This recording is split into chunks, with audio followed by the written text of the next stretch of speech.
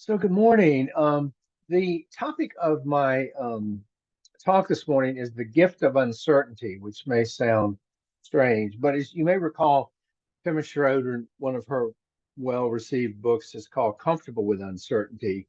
And most of us struggle with it because we don't like it. We want to have control over, or have at least have the illusion of control over what's in our future. So we cling to this illusion that we somehow can control the future in an attempt to quell our anxiety, to reduce the uncertainty. But we know that clinging to that and clinging to the belief that we can control it only worsens our suffering.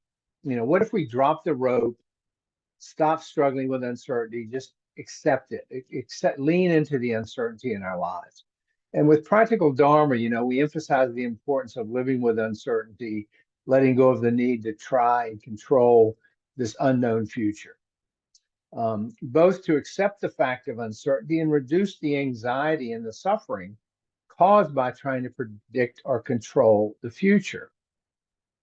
But to me, this has been really interesting. Recent neuroscience research has been exploring the advantages and the positive aspects of uncertainty. This is from a psychologist, a neuroscientist named Joseph Cable at the University of Pennsylvania. He says, quote, uncertainty shakes you out of your complacency and makes you attuned to new information.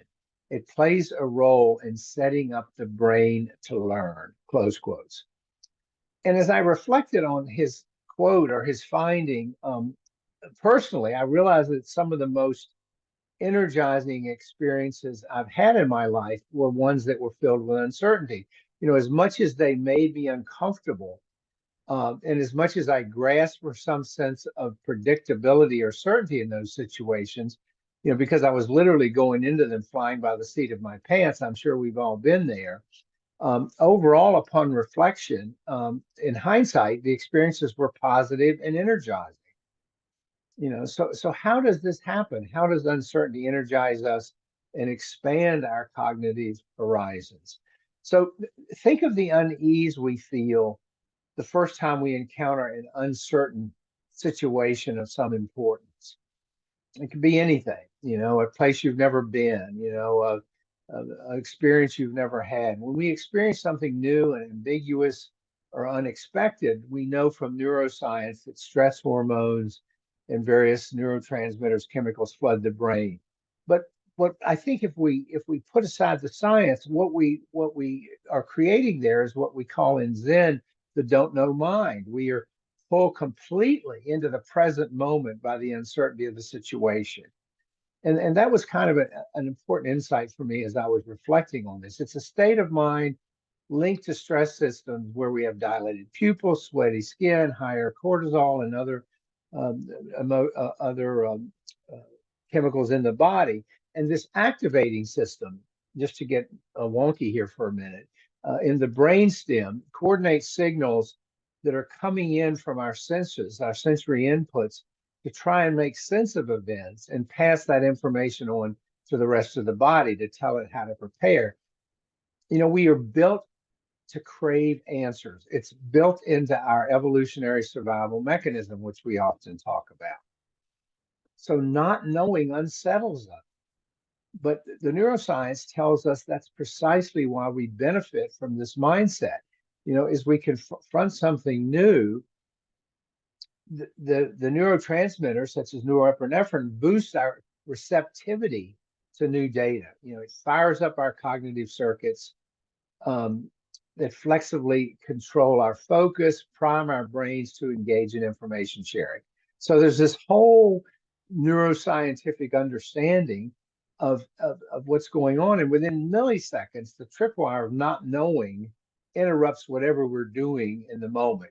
Boom, we are completely in that moment, in the present moment. It completely focuses us right here, right now. And this is the experience we need to update this previous and probably outmoded understanding of the world. Ironically, the arousal that is sparked by uncertainty, as uncomfortable as it might be, puts us right where we need to be in times of change. You know, right in the present moment, right on the raw edge of change. In fact, we want to be the most stressed by the most unpredictable situations because that's when we're fully primed to deal with them. It means we're in tune with the immediate moment to moment environment. In other words, mindfully present. So clearly it pays to lean into our uncertainty, not run away from it during times of change or challenge. People whose stress levels were most attuned to uncertainty and in embracing it make the most accurate predictions. They're the ones that are fully primed to really read the situation most clearly. So this thing we think is so unpleasant um, is really a survival thing to prepare us to deal with whatever's in front of us. If we cling to this delusional belief that a situation is stable when it is not, because they rarely are, right? We're less likely to make the wrong choices. Because when we're clinging to that belief that the situation is stable, we're usually on autopilot, which is the antithesis, of course, of our mindful awareness and mindful presence. It's been demonstrated that we do our best problem solving when we embrace the impermanence and the uncertainty of a situation. Let me say that again because it's really important. Our best problem solving occurs when we recognize and embrace the impermanence and the uncertainty of a situation. We become more alive to possibilities. We are at our best in terms of problem solving. We are more curious. Our curiosity is aroused. One of the key elements of a curious disposition is the willingness to explore new, mysterious, complicated situations, despite the unsettling nature of uncertainty. I've always been, and as long as I can remember, a curious person. And then as I reflect on it and think about this in your own lives, it has enriched my life in countless ways. It's been a major source of joy and satisfaction in my life because I love learning new things. I love going to new places, trying new experiences. Curious people try a lot of things and feel uncomfortable doing them, but it doesn't stop them from doing them, because there's a richness about it. There's a juiciness about it. And again, back to neuroscience, these studies show that pushing into the uncomfortable unknown, facing uncertainty is most correlated with measures of well-being, including positive emotions. And there's lots of studies that have demonstrated that. It may seem counterintuitive that people who cope with or are even drawn to disquieting or not knowing take such delight in life, but that's been demonstrated again and again. It is our capacity to be open to times of both ease and disquiet alike that really, gives us that juice in life.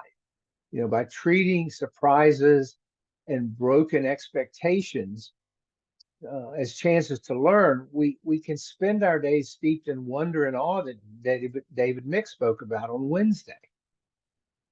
Too much in our current world, we seem to be increasingly fearful of even being momentarily unsure. We just want that certainty.